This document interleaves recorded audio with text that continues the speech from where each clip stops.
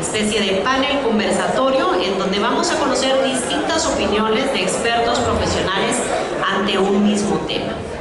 Y el tema que vamos a abordar mañana es seleccionando comunidades y espacios para bodegas, experiencias y recomendaciones para los desarrolladores. Para ello quiero empezar a presentar a cada uno de los integrantes y los invito por favor a que mientras los voy presentando puedan pasar al escenario y tomar sus lugares. En primer lugar le doy la bienvenida a Santiago Tizón, destacado profesional en el ámbito inmobiliario guatemalteco con una licenciatura en Ingeniería Civil Administrativa de la Universidad Rafael Landívar y posgrados en Desarrollo Inmobiliario y Finanzas de la Universidad Texas A&M. Con más de 20 años de experiencia, ha contribuido significativamente en la conceptualización y estructuración de más de 30 proyectos, abarcando una superficie de construcción de más de 624,000 metros cuadrados y generando ventas por 580 millones de dólares e inversiones por más de 100 millones de dólares. Actualmente se desempeña como gerente de desarrollo en calidad inmobiliaria de Guatemala, liderando el equipo encargado de crear nuevos negocios inmobiliarios para la empresa. Bienvenido, Santiago. Invito también al escenario al señor Guillermo Guasardi, líder destacado en el sector inmobiliario argentina y especializado en el área industrial y logística. Como presidente de Rúbrica Inmobiliaria y vicepresidente de la Asociación de Parques Industriales Argentinos y del Consejo Inmobiliario Argentino Logístico Industrial, CIALI, ha demostrado su profundo conocimiento y experiencia en el rubro. Proveniente de una familia con una larga tradición en el sector, ha forjado su camino como pionero en el desarrollo de negocios inmobiliarios en la zona norte del Gran Buenos Aires. Su participación en diversas instituciones y comités lo ha consolidado como un experto en las necesidades del mercado y en la gestión del capital inmobiliario para empresas. Bienvenido. Le damos también la bienvenida a Luis Despeleta, destacado ingeniero civil y líder empresarial en Costa Rica, con una sólida formación académica que incluye una licenciatura en la Universidad de Costa Rica y múltiples másteres en áreas como diseño de aeropuertos, administración de proyectos y negocios. Ha demostrado su compromiso con el desarrollo profesional. Miembro activo del Colegio Federado de Ingenieros y Arquitectos y de varias organizaciones industriales, ha acumulado más de 25 años de experiencia en planificación y diseño de productos en la región. Como director general de Piazza, ha sido fundamental en la gestión de diversos proyectos, desde residencias hasta aeropuertos, y ha expandido con éxito las operaciones de la empresa a Panamá, Guatemala y El Salvador. Bienvenido, Luis. Y para moderar este espacio, quiero dejar con ustedes e invitar al escenario a Alejandro Fernández, profesional en el sector de desarrollo inmobiliario en Guatemala, con una sólida formación que incluye un título en Construction Management de la Universidad Weinberg Institute of Technology y una maestría en Administración de Empresas de la Universidad Francisco Marroquín. Con más de 10 años de experiencia, actualmente se desempeña como director de operaciones en Grupo Rosul, liderando las operaciones constructivas de la empresa. Especializado en el diseño, planificación y ejecución de proyectos innovadores, Alejandro se compromete a transformar vidas y comunidades, siendo reconocido por su entusiasmo, innovación y dedicación en la construcción de comunidades prósperas en Guatemala. Bienvenido, Alejandro, y bienvenidos a todos nuestros panelistas.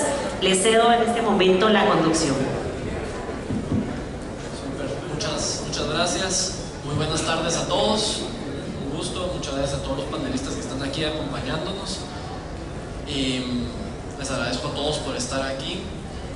Tal vez, antes que nada, para enfocar un poquito el tema de este panel, cuando uno habla de bodegas, la verdad es que es un tema bastante amplio. Entonces, la idea es centralizar un poquito la apertura del tema. Vamos a hablar de proyectos de índole de desarrollo inmobiliario, obviamente, donde los desarrolladores o los inversionistas cuentan con más que solo una bodega la que se está desarrollando, sino que es un complejo de bodegas. También no nos queremos enfocar en bodegas de lo que es de última mía o mini bodeguitas, como le dicen, y más de bodegas de 1000 metros cuadrados para arriba. Hago estas aclaraciones porque es que si no es demasiado amplio el tema.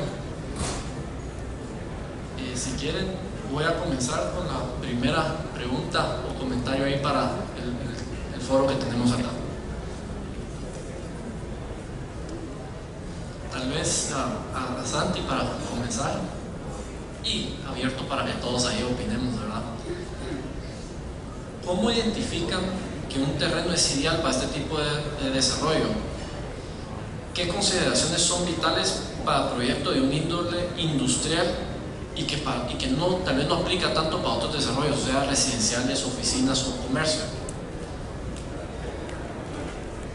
Sí, Ale, buenos días a todos. Cuando enmarcaste el tema de bodegas, nuestra experiencia es, la mayor parte es justamente menos de los 1000 metros. Pero por supuesto tenemos experiencia con un parque industrial que desarrollamos en Amatitlán, y estamos familiarizados con haber atendido clientes para proyectos Virtuosud. Principalmente nos enfocamos en qué consiste lo que va a ocupar ese espacio, si es manufactura, es distribución, hacia dónde distribuyen, qué rutas usan, y eso pues ya empieza a enmarcar muy bien la ubicación y la selección de la tierra. Para naves industriales como las que mencionas, de 1000 metros o bastante más, la topografía es bien importante. Entonces todos sabemos que aquí estamos peleándonos centavos en el alquiler por metro cuadrado. Entonces controlar los costos de movimiento de tierras o de poder preparar una plataforma, eso es clave. Obviamente también servicios, que la propiedad esté en lo posible servida con energía eléctrica, trifásica, y bueno, normalmente en Guatemala los otros servicios, agua y drenajes, tienden a ser resueltos in situ, pero pues también entender cuál es la situación en ese sentido. Y la regulación, las municipalidades que sean, sí hay sesgo obviamente por municipalidades que cooperan o son más amigables hacia el desarrollo que las que pueden ser menos. Y la complejidad en términos de instituciones. Sabemos que con red, por ejemplo, con temas de riachuelos o ríos o cercanía a taludes, etcétera, pues es algo que hay que considerar. Y las otras instituciones, medio ambiente, Ministerio de Salud, en veces los otros ministerios que también están involucrados, economía, y por último, pero no menos importante, la gente. Creo que la demografía del lugar, o a quién queremos servir como cliente y poder proveerles esa mano de obra o ese talento humano que necesitan para poder operar bien, es otra de las consideraciones más fuertes. Entonces, resumiendo, pues accesibilidad, vías, cercanía a puerto, aeropuerto, dependiendo cuál sea el caso del cliente del mercado que se quiera atender, regulación, servicios, topografía, suelo y gente, muy muy importante. Sí, gracias, Ale. Aportando un poquito a lo que dice Santi, aunque encasillaste la conversación en un rango de 1000 a 20.000, realmente es un rango igual súper amplio, porque digamos uno podría pensar, cuando le dicen bodegas de 1000, se puede imaginar una bodegas pequeñitas de 1000 metros, o puedes imaginarte una bodega de 20.000 convertida en multiclientes de 1000 o 1500 metros, que al final no es lo mismo tampoco. Entonces yo creo que, además de lo que dices antes sobre los servicios básicos que definitivamente tienen que darse, yo me enfocaría un poco más desde mi punto de vista de diseñador y planificador, y hay que tener claro cuál es el segmento final, porque uno puede tener en una bodega de 10.000 metros o de 20.000 metros un único cliente, o puede tener 20 clientes, ¿verdad? Y eso va a resultar en los usos de esa bodega para ese cliente. Entonces, volviendo al tema de cómo buscar buenos terrenos, va a depender, insisto, en el fin último. Porque, por ejemplo, si estamos usando, por aquí se llama mini bodegas o fribodegas, que puedes tener 20.000 metros cuadrados terraciados en módulos de tal vez de 4.000, 5.000, tenés 4 módulos de 5.000 y tenés 20.000. Puedes jugar con un terreno con cierta pendiente, pero si tenés un único cliente de 20.000, tenés que tener un terreno completamente plano, ¿verdad? Entonces eso es un driver bien interesante en el costo del proyecto, porque bien lo decía Santi, es un mercado que está compitiendo por centavos en la renta, y entonces tienes que ser muy eficiente en la infraestructura que tienes que invertir en ese terreno para que tu negocio sea eficiente, ¿verdad? Entonces podríamos estar hablando toda la tarde sobre este tema, pero yo me enfocaría también en poder identificar cuál es el uso final al que te querés enfocar, para poder identificar qué terrenos. Hay terrenos que posiblemente sean muy baratos, pero hay que invertirle una millonada en infraestructura para que funcione, y tal vez otros terrenos no sean tan baratos, pero el costo de infraestructura inicial, que es el costo más duro al inicio, es menor. Entonces,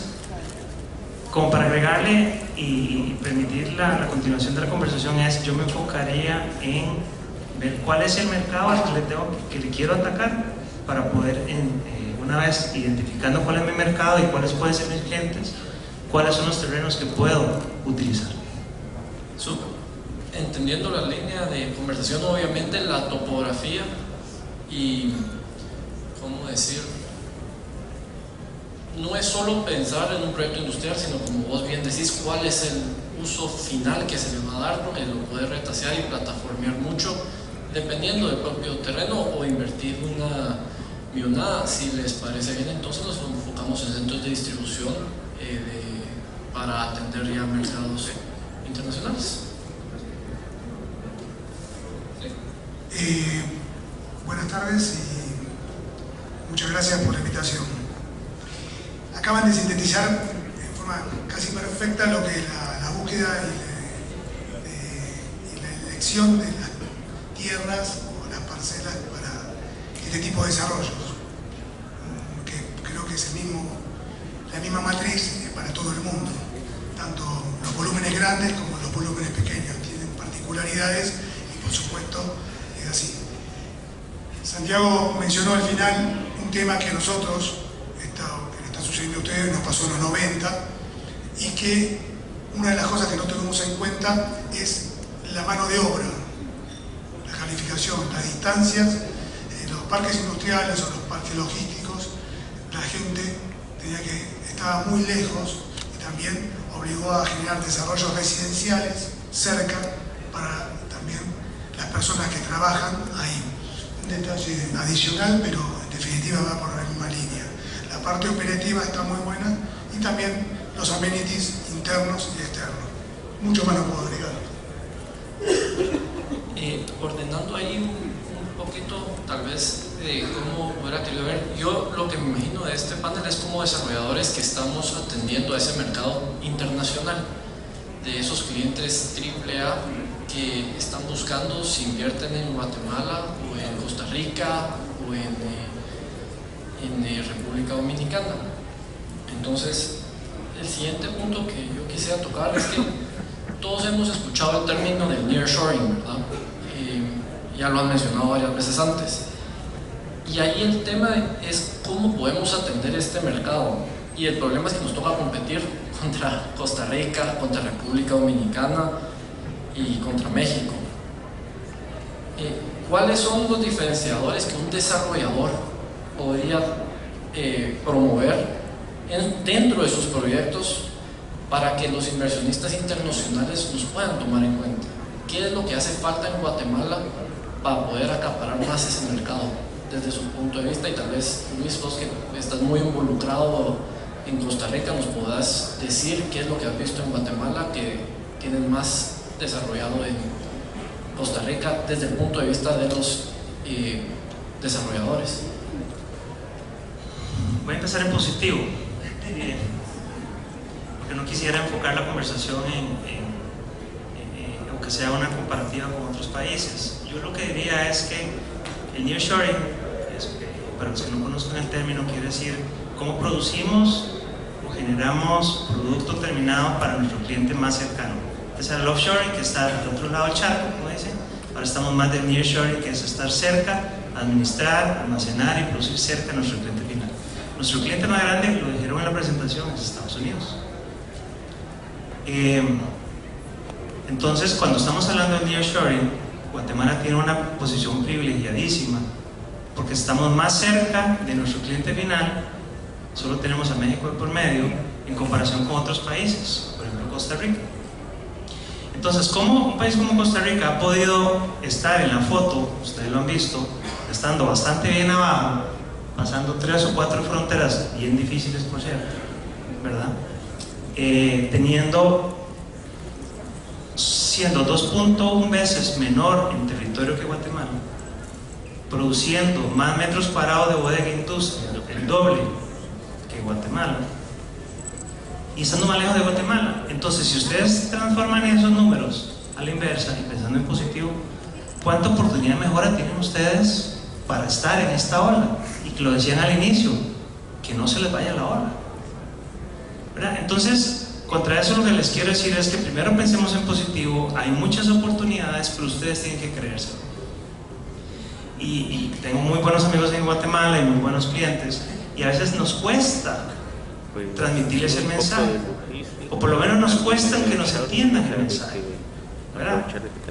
Ya pasamos por ahí, estamos viendo, hemos visto lo que se necesita hacer y nos cuesta. Entonces yo creo que la oportunidad física la tienen, la oportunidad de capital humano, dependiendo del mercado lo tienen, el otro lo pueden desarrollar, pero tienen que creérsela. Y quisiera empezar por ahí porque no quisiera que se vean como que venimos de otros lugares a venderles espejitos, y no se trata de eso. Yo creo que tenemos que vernos como una región centroamericana con mucha posibilidad de crecimiento para competirle a otros países. ¿Y esto entonces qué significa? ¿Qué están buscando las compañías internacionales que quieren ser parte de ese nearshoring? Por ejemplo, si estamos hablando de almacenamiento, logística, bodegas clase A, bodegas con una infraestructura de primer mundo, con accesos a carreteras rápidas, con accesos a aeropuertos, no necesariamente puertos, porque va a depender de la industria. Si estás hablando de life sciences o microchips o productos de alto valor agregado, no se transportan en un barco, eso se va en la panza del avión. Entonces, dependiendo de la industria, tienes que tener tu parque cerca de donde vas a exportar con rapidez y eficiencia. Pero si estás hablando de dispositivos médicos, no tienes que estar en un puerto, puedes estar cerca de un aeropuerto, porque en una paleta o un pallet posiblemente ahí van $2 millones. En otro producto de menos valor agregado ocupas 2 o 3 contenedores para que hayan $2 millones, producto terminado. Entonces, importantísimo ver lo que ha hecho, lo que la competencia está pidiendo, bodegas clase A, con sistemas constructivos diferentes, con alturas, con pisos planos, con una gran cantidad de espacios de andén para que pueda haber una relación de carga y descarga, parques con espacios para almacenamiento, no solamente con la cantidad de posiciones de andén en la bodega en la que estás produciendo o almacenando o redistribuyendo, sino también para que haya espacios de espera. Muchas veces sucede, y tiene que ver mucho con el tema de hoy, y es los mismos pueblos se oponen a estos parques, porque a veces como parques llegamos a imponer un proyecto en un pueblo y a incomodarlos, ¿verdad? Pero a la vez ocupamos de ese pueblo, ocupamos de la mano de obra, ocupamos de todo tipo de mano de obra, de la calificada hasta la no calificada, porque alguien tiene que limpiar, alguien tiene que trabajar, alguien que tiene que diseñar, alguien tiene que administrar. Entonces ocupamos el pueblo, pero llegamos a incomodarlos. Entonces la escogencia de la comunidad va a depender del mercado al que le estás apostando, del tipo de producto al que estás administrando o fabricando y de las condiciones que existen en el país. Súper.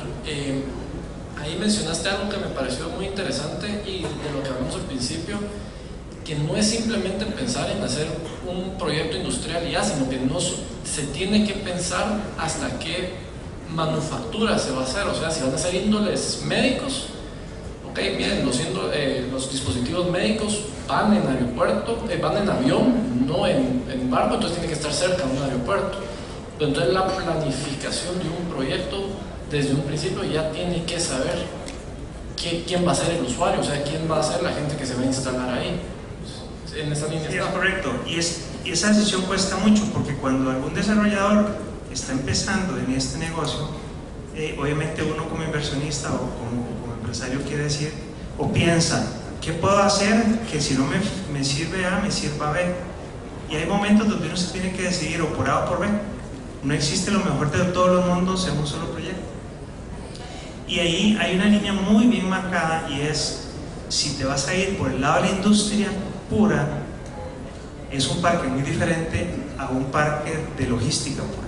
Son dos animales de dos diferentes películas, ¿verdad? Y ahí es donde algunas veces hay proyectos que fracasan porque quieren ser industria y quieren ser logística. Y la infraestructura es diferente, la cantidad de parqueos y plataformas de andén que se necesitan para un proyecto logística es impresionantemente mayor al de un proyecto de industria. Por ejemplo, una fábrica, ahí hablaban de Boston Logistics, de Boston Scientific. Posiblemente empresas como esas lo que necesitan en una bodega o una facilidad de 20.000, 30.000 metros cuadrados, posiblemente ocupen 10 posiciones de andén. 3 de producto de ingreso y la diferencia de salida. Pero si esa bodega la convertís en un sede de distribución de alguna compañía, le pueden poner ustedes el nombre, va a ocupar 4 veces esa cantidad de andenes. Entonces, cuando haces una infraestructura de ese nivel, te das cuenta que hay proyectos que no funcionan. No es porque es una bodega, funciona para una industria o funciona para una logística, ¿verdad? Y con ello también el parque. El ancho de las carreteras son diferentes, la cantidad de parqueos son diferentes, los servicios son diferentes, la demanda eléctrica es diferente, la cantidad de agua es diferente. Entonces, hay que decidirse, ¿verdad? Y hay proyectos que sí te permiten tal vez tener un mix, como pueden ser parques más mixtos, como las ofibodegas, ¿verdad? Donde es como un intermedio, donde hay un empresario o una compañía que no es lo suficientemente grande para estar en un parque logístico, pero tiene alquila una bodega de 1.500 metros o con capacidad de extenderse a 3.000 o 4.500 o a 5.000, y tiene su pequeña manufactura, su pequeña distribución y sus oficinas, ¿verdad? Y esos son parques que posiblemente quepan en muchos lugares, pero también tienen que ver cuál es su mercado final, ¿verdad? Porque los grandes parques, la gente, digamos, cuando tenés un ancla, un parque grande o bien establecido, genera un ecosistema que vienen otras compañías a producir alrededor de ellos, más pequeñas por supuesto, pero no puedes empezar un parque grande con una empresa pequeñita, porque necesitas más bien tener un ancla, que son las que jalan el resto. Entonces, por eso insisto en que necesitamos tener claro hacia dónde quieres ir, para poder en función de eso definir si quieres irte por un parque industrial o por un parque logístico. Clarísimo, o sea, totalmente de acuerdo con eso. Pensaría que si está sesgado hacia la parte industrial va a ser más dependiente de personas, ¿verdad? De la población que esté calificada y sea la adecuada. Un centro de distribución, yo he visto centros de distribución de 10.000, 15.000 metros operados por 10 personas, ¿verdad? Entonces, sí, de acuerdo con apostarle a los mercados. Creo que lo que necesitamos resolver en Guate es precisamente apostarle a identificar nuestras fortalezas como país y como población, y como cualquier empresa hace, pues vendernos a los mercados que consideramos que podemos arrancar a servir, y automáticamente pues eso va a delimitar las ubicaciones y en función de población, en función de infraestructura, etc. El mercado, ¿cómo es? Dios dispone y el mercado propone, o ¿cómo es el refrán? La realidad es que toda la parte teórica o práctica al final definen la agenda a las grandes multinacionales que tienen consumo masivo, y ahí viene el arrastre de los módulos grandes, y en definitiva por ahí marcan lo que quieren hacer ellos, porque vienen con una estructura en todo el mundo que viene repitiéndolo en muchos continentes. No van a cambiar su librito porque llegan acá o en cualquier país, en otro lugar, en centros de distribuciones nuevos, hablando de los volúmenes grandes de consumo masivo. Ahora, son dos deportes diferentes, como se acaba de decir acá. Las Confibodega, que es un término muy interesante, lo voy a llevar para allá, y el resto, lo que acaba de contar acá el profesional, que muy bien descrito. Lo que sí, el tema hay que tener en cuenta los amenities, el negocio es muy bueno, el Estado tiene que acompañar, el Estado tiene que estar a la altura de las circunstancias, no tardar en los permisos. Perdón, que me meta quizás, ¿no está bien? Sí, dale, por favor. Creo que el desafío, venimos de hacer más, meter más equivocaciones que aciertos en muchas cosas. En definitiva, lo que nosotros vemos es en los permisos, todo esto el mercado te va acomodando, en definitiva. El tema es, uno lo que se puede incorporar dentro de esos centros logísticos o centros, parques industriales, es los amenities que sean amigables, fidelizar a los clientes que están adentro con nuevas certificaciones, involucrarse en la educación, como se dice, atender a los chiquitos para que sea más eficiente la parte productiva en la mano de obra. Hay un montón de cosas que se ven, capas interesantes que vienen después, que son interesantes desde el punto de vista de la apreciación del metro cuadrado. Todo impacta ahí, en el negocio. La parte social también. No quería dejar de mencionar ese aspecto, porque en este nacer de esta actividad, al final queda esa parte, y en definitiva es un tema bastante importante. Súper. Ahí mencionaste un tema muy interesante que con Luis hemos hablado mucho antes, que es el tema de los amenities. Cuando uno ya, digamos, un desarrollador está tratando de incursionar a este mercado, tal vez ha hecho proyectos residenciales o comerciales, y los amenities que requiere un proyecto así suelen ser o pueden ser considerablemente más distintos a los que un complejo de bodegas puede requerir. Si tuvieran que recomendarle a un desarrollador o a una persona que está incursionando en este mercado, ¿qué amenities creen ustedes que son un must, tanto interno como externo? ¿A qué me refiero? Mucho se ha hablado de la calidad humana, pues, no, tal vez no la calidad humana, sino que alguien tiene que operar todas estas naves industriales. ¿Qué le podrán recomendar a los desarrolladores? Rápido, yo cortito. Centros de capacitación. Generalmente lo que es los centros de capacitación, cuando tienen una escala grande, es muy importante tenerlo in situ para que sea corto el viaje, porque hay algunas cosas que se pueden ser digitales y otras no, como lo que es los simuladores de autoelevadores, etcétera, que se van a ir viniendo, son cosas que van a empezar a pasar, y todo lo que es capacitación de la gente debería estar ahí como punto fundamental.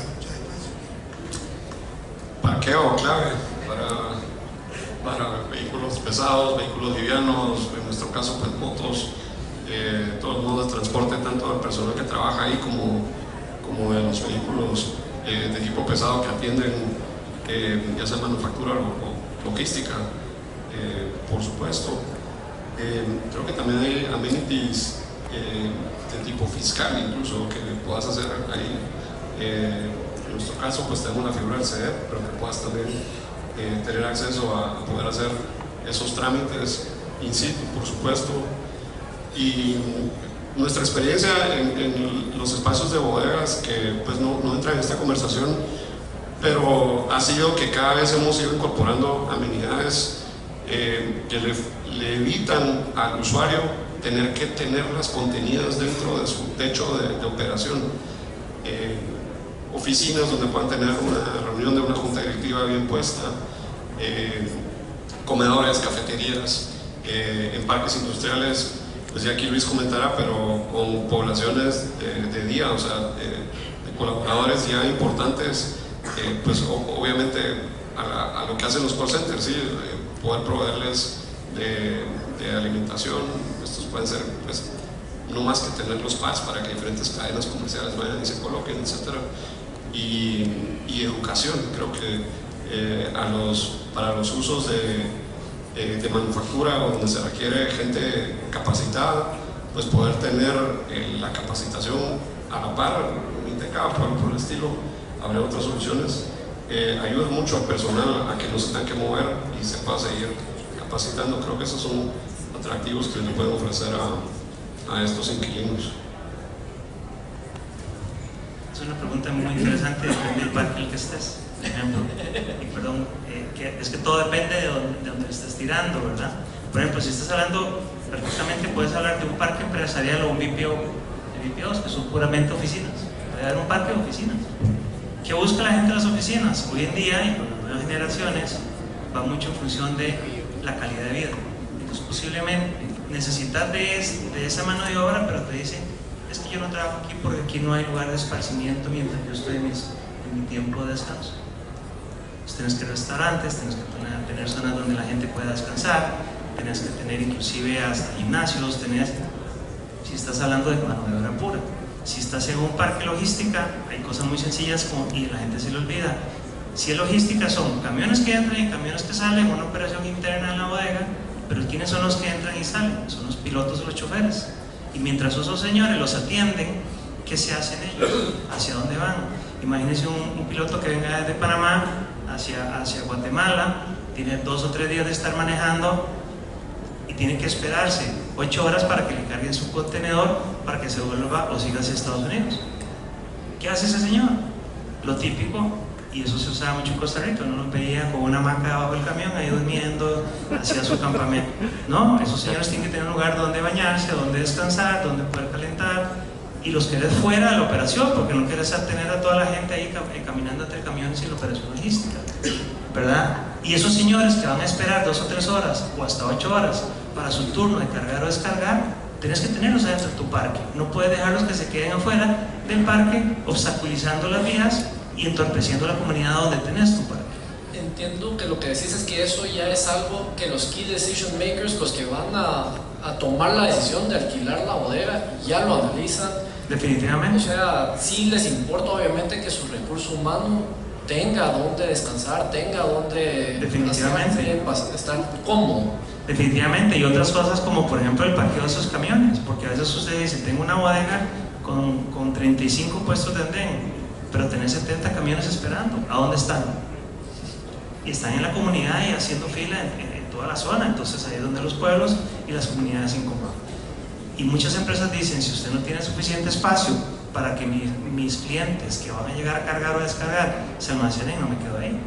Y no tienes que verlo como una amenidad que te está costando, porque al final terminas alquilando ese espacio, ¿verdad? Eso te genera renta también. Y ya me lo metiste bastante a la cabeza, que no es de rentabilizar al máximo el metro cuadrado techado al momento de afectar la operación de tu nave. Es muy riesgoso si dependiendo del índole, como vos has dicho, sabiendo que hay un mínimo de parqueos que hay que tener, y uno tal vez de desarrollador peca de querer maximizar al máximo su terreno, de querer meter cuanto metro cuadrado techado pueda.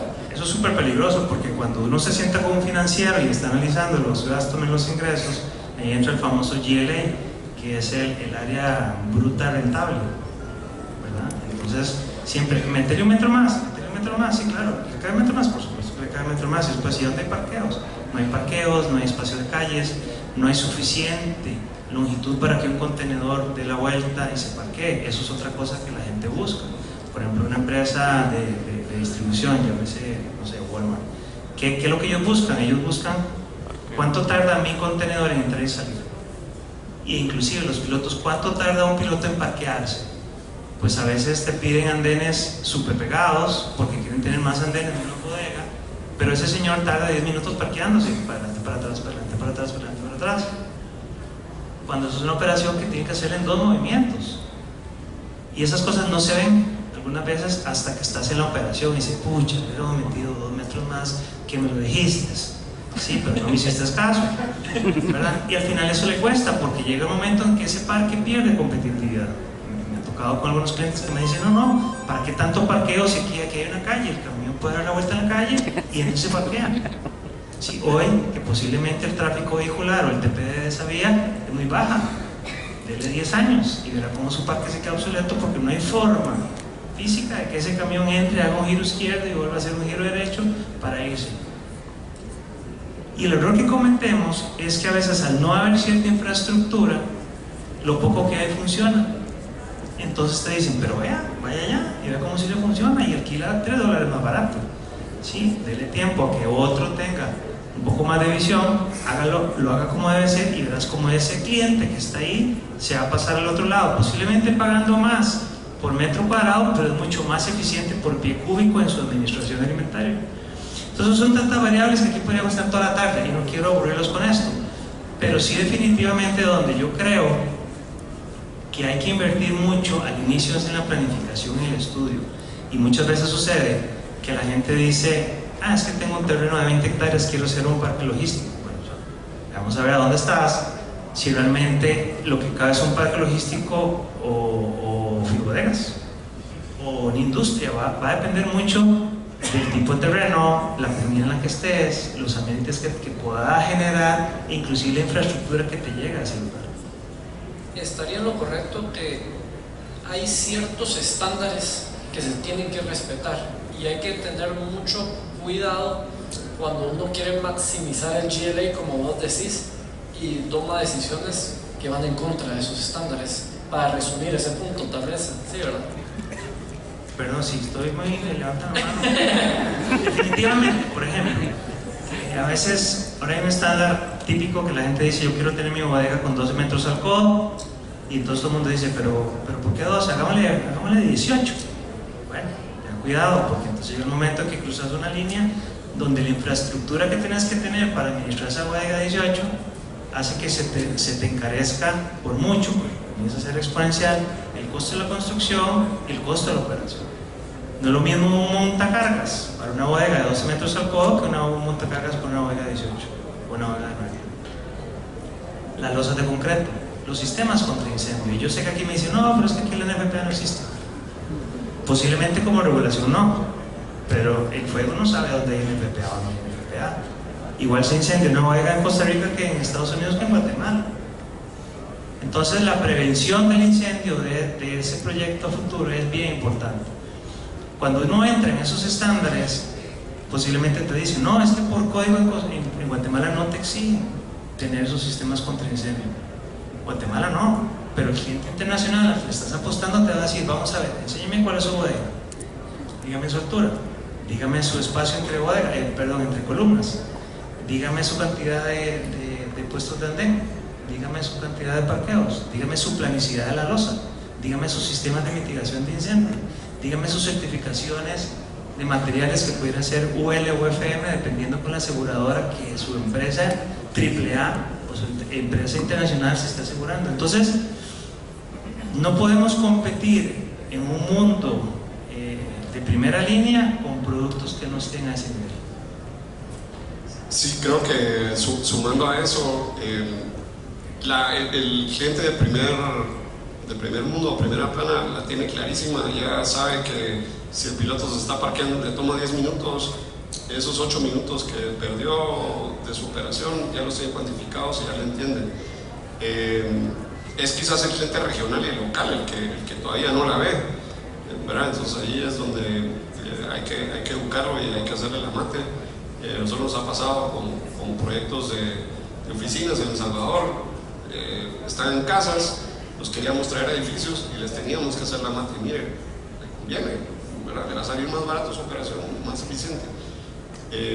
Pero sí, el de primer mundo ya la tiene clarísima, ya ni siquiera lo va a discutir, es el estándar con el que hay que jugar definitivamente. La otra es que está súper bien marcado el tema en el contexto de un parque logístico, porque tener solo una propiedad de lo que sea 6 manzanas o 4 hectáreas para un solo usuario, un centro de distribución, y querer proveerle de todas tus amenidades ahí mismo, te va a tronar el modelo, ¿sí? Esto se puede hacer con tener la escala, y el costo de esas amenidades obviamente se diluye en 8, 10, 12 pads para bodegas de 10.000 metros cuadrados, por ejemplo, ¿sí? Ahí es donde empieza a salir la mate.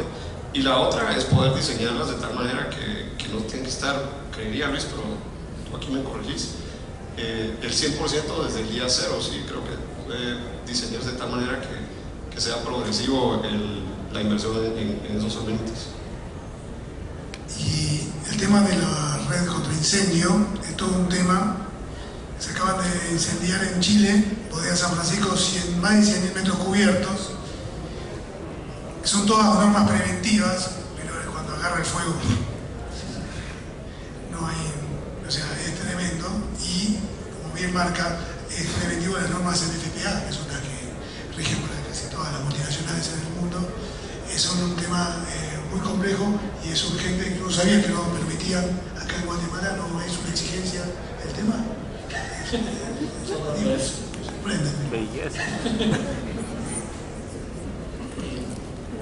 Voy a sacar otra pregunta que nosotros como Rosul hemos batallado mucho, que es un tema de básicamente qué viene primero, el huevo o la gallina.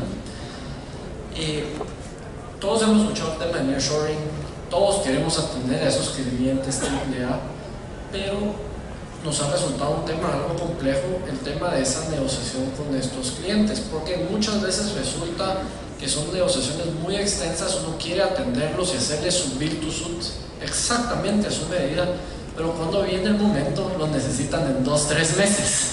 Quieren una bodega de 15.000 metros cuadrados, pero la quieren un amplio tiempo de negociación y después la necesitan casi inmediatamente. Hemos perdido mucho tiempo en esas negociaciones y la verdad es que uno tratando de acoplarse a los requerimientos de ellos son cosas demasiado específicas a veces o simplemente no se puede acoplar uno a los tiempos de ellos. No sé cómo se han manejado en otros lugares, o Santi, si has tenido esa situación similar o cómo lo has resuelto.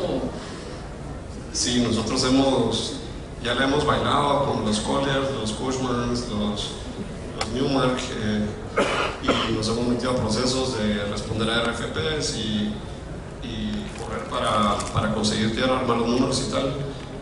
Y es difícil cumplir con los tiempos, a menos que uno tenga producto listo para recibirlos, no necesariamente terminado mejor, bajo spec, como la que comenta Luis, pero incluso listo para recibir el spec adecuado. Y sí, nos ha resultado un tema del huevo o la gallina, a nosotros particularmente por las situaciones, vamos a ver, por los mercados financieros que no existen en Guate, o digamos cómo se comporta, poder pensar en proveer espacio en renta para estos grandotes, que el juego ahí es alquilar el espacio, estabilizarlo, obviamente firmar un contrato AAA, y luego de que está maduro o estabilizado el contrato, pues voltearme y colocarlo hacer la salida con un inversionista normalmente institucional, fondos de pensión o etcétera. En Guate no tenemos, o por lo menos solo no hemos identificado ese recurso. Entonces, a la chapina es, híjole, pues consigo un pool de inversionista, te vamos a atender, te vamos a colocar este contrato, no a tiempo simplemente, ¿verdad? Entonces, sí es un tema de huevo la gallina y entonces, ¿qué haces? Y if you build it, they will come, es la promesa de quienes sí la saben jugar y ya la han vivido. El punto es que es capital significativo, ¿sí? Ahí invertido y es especulativo, y pues uno lo hace cuando tenés mucho o muy buen conocimiento del mercado. En los casos de residencial, oficinas, ¿verdad? O incluso las ofibodegas, pues yo ya sé que me voy a tirar al agua especulativo y lo voy a colocar porque ya tengo la experiencia y tengo la correcta lectura de ese mercado. Cuando no la tengo, obviamente cualquier tipo de producto cuesta más tomar esa decisión y aventarse, ¿sí? Perdón, el tema gana el que tiene la plata genuina. Si tiene que acudir a los mercados, tarda. Es así de simple. El que puede responder rápido ante una situación, pero las multinacionales se tienen que adaptar a las agendas de obra. Si no hay metros disponibles, tienen que esperar los tiempos que, como ha pasado allá, digamos, usted puede apurar mucho, pero los tiempos de obra y los permisos son para todos. Sí, quizás, y eso puedo ver cómo funciona, digamos, en Argentina, que es una región súper grande y nos supera a Centroamérica, quizás la duplica el área de Centroamérica, no cómo es el dato exacto, pero cuando estás compitiendo con un Costa Rica o un Dominicana, que un chasquido te ofrece esos 15,000, ¿verdad? Entonces... De lo que se ve ahí la necesidad, pero ya, como vos bien decís, son inversiones fuertes que da un poco de miedo solo tirarse al barco, saltar y hacer esas inversiones millonarias para cuando salga tal vez un inquilino. Luis, no sé cómo... Sobre ese tema del huevo o la gallina, yo te diría que si tienes la gallina, yo la presionaría para que tire ese huevo. ¿Por qué? Y eso va a depender también de qué tipo de proyecto, y vuelve aquí las dos opciones. Si estás en la industria, son proyectos build to suit. Vos no vas a construir una planta para que alguien venga a alquilártela, a comprártela, porque una planta de producción tiene mucho detalle. Pues se llama una fabricación a la medida, una construcción a la medida. Si estás en el tema de la logística o las bodegas, eso es más especulativo, como lo decía Santi, ¿verdad? Y también va a depender si es un proyecto patrimonial o es un proyecto que quieres construir para vender. Entonces yo te diría que si, pensando en eso, y muchos de los proyectos de bodegas, los inversionistas los ven como patrimoniales, como construir para tener una renta a largo plazo. Si tenés una propiedad donde tenés capacidad de construir 40,000 metros cuadrados, no te digo que construyas los 40,000 metros cuadrados, pero si tenés 10, si ya te estás metiendo al negocio y tenés la capacidad de acceso al capital, tenés el terreno, yo te diría, tenés que lanzarte al agua, tenés que presionar esa gallina para tener un huevo, porque aunque salen muchos RFPs y todas las compañías andan diciendo, es que tengo un cliente que necesita 10,000 metros con esas especificaciones, y usted dice, se pone a revisar, eso no cumple con lo que yo estoy pensando. Pero si usted, ese cliente le llega y le dice, yo no cumplo con eso, pero tengo esto y lo tienen para mañana, el cliente se acomoda. La mayor parte de las veces el cliente se acomoda, porque muchas veces esos RFP o esos RFP que generan o sacan por medio de brokers, muchas veces son el nice to have de los mismos gerentes de operación, de logística de las compañías, piden el cielo, pero al final no lo van a conseguir. Entonces, ¿por qué no lo van a conseguir? Por supuesto que alguien se los puede producir o fabricar o tener, pero como bien lo decís, va a demorar un año y medio, porque entre tramitología y construcción se les fue año y medio como nada. Pero si vos le decís, no, yo no tengo esas especificaciones, pero cumplo con esto, y eso que tenés cumple medianamente con un estándar básico internacional, vas a tener ese huevo en la mano. Que se alquila, decimos. Hacks que hemos visto, vi en el área norte de México a un desarrollador que estaba dejando preparados sus pads para recibir piso y la estructura también armada para recibir cerramiento e incluso cubierta. Entonces, digamos, ya estaba con permisos, ya estaba con la plataforma lista para recibir el piso bajo spec y está preparado para recibir el recubrimiento y la cubierta pues también bajo spec o estándar, digamos, pero está un poco, vamos a ver, no invirtiéndole el 100, pero estás de piso a recubrimiento, pero a forro y cubierta hasta 4 meses, ¿verdad? Entonces te pone en una posición competitiva. Si es un hack, digamos, se puede empezar a pensar en si lo han visto ustedes o lo han experimentado.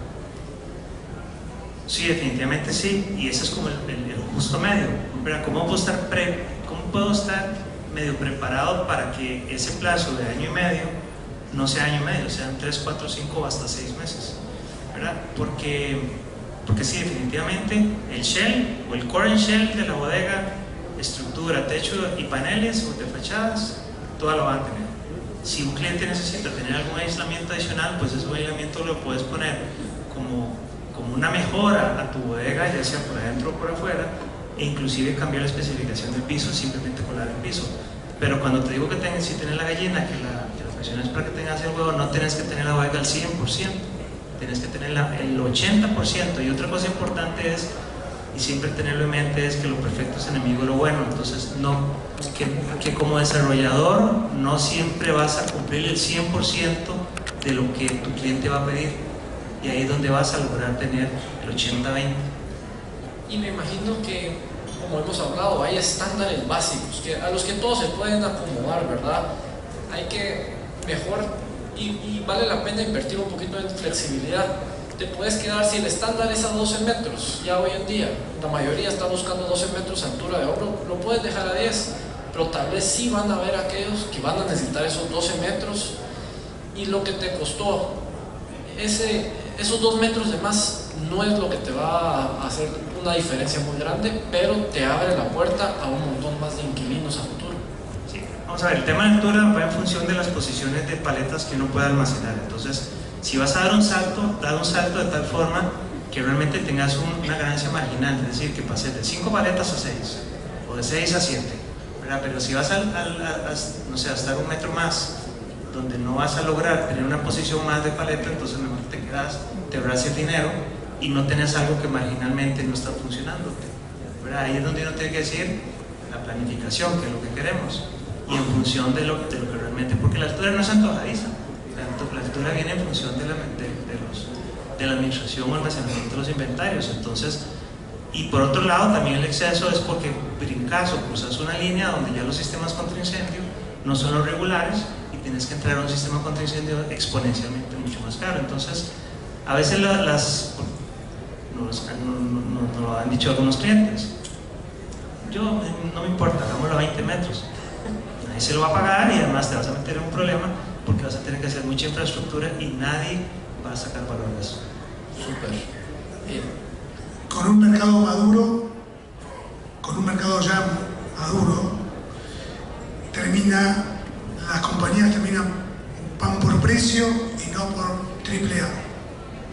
Viendo Chile, Brasil, Argentina, hoy por hoy terminan buscando los 3, 4 dólares el metro con buenos servicios y no los 12 metros de altura con doble carga y descarga. Es lo que está sucediendo. Hoy por hoy termina buscando precio. Es polémico, pero es real. Hoy los grandes volúmenes terminan siendo los estándares, que es todo un tema que ha pasado allá y está pegando la vuelta. Lo dejo ahí. Santi, ¿algún otro comentario? Porque ya me pasé un poquito del tiempo. No, yo creo que esta batalla, Ale, no se gana sola, no se lucha sola, ¿verdad? Vos desde tu rol en la gremial estás empujando el empezar a hablar de estos temas, pero creo que es una excelente oportunidad para agarrar ese momento y en verdad que un desarrollador no hace primavera, o como pues adaptando el dicho, sí, creo que hay que abordar esto a nivel grupal, a nivel gremial, ¿verdad? A nivel cámara, etc. Excelente. Les quiero agradecer mucho a los tres por haber venido, Guillermo y Luis, que vinieron desde fuera. Muchas gracias por estar acá, y Santi obviamente también.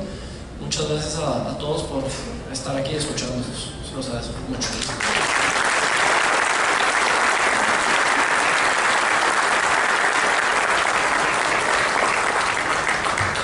Muchas gracias, Alejandro, por esta moderación, y gracias a Luis Despeleta, Guillermo Guasardi y Santiago Tizón por la rica conversación de este panel. Los invito ahora a que veamos el siguiente video de nuestro patrocinador, Grupo Precon.